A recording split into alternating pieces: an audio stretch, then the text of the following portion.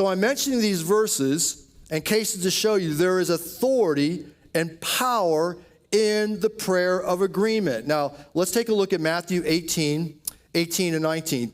And understand the context of this actually is verses 15 through 20. It's about how to deal with the sinning brother, okay? Or someone that has sinned against you. But there's a principle here that we can glean out of that about prayer here. So verse 18 and 19, he says this: "Truly I tell you, whatever you bind on earth will be bound in heaven, and whatever you loose on earth will be loosed in heaven.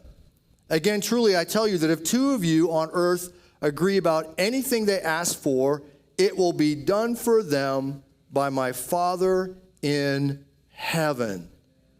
Now that word agree in verse 19 is from the Greek symphoneo, which we get the English word symphony from, right?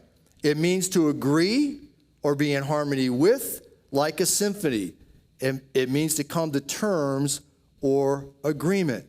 Now that phrase, whatever you bind on earth, literally will already have been bound in heaven.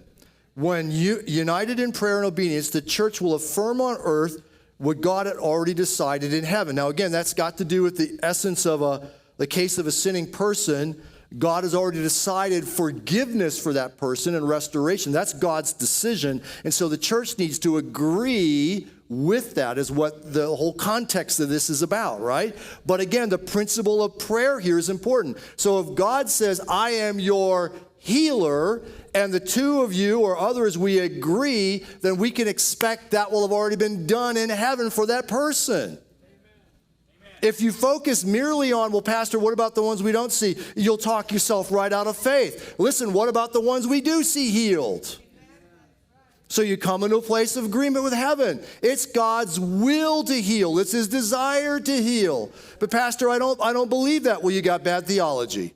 I'm sorry. We sweep under the rug of the sovereignty of God. Oh, well, if it's his will. Yes, there can be hindrances to healing, but it's God's will to heal. That's the starting ground.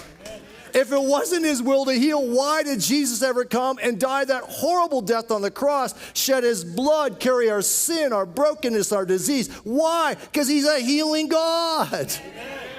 Of our sin, of our broken hearts, of our broken bodies. So when we get rid of the bad theology and we come into a place of agreement with what heaven has already decreed, wow, it's powerful.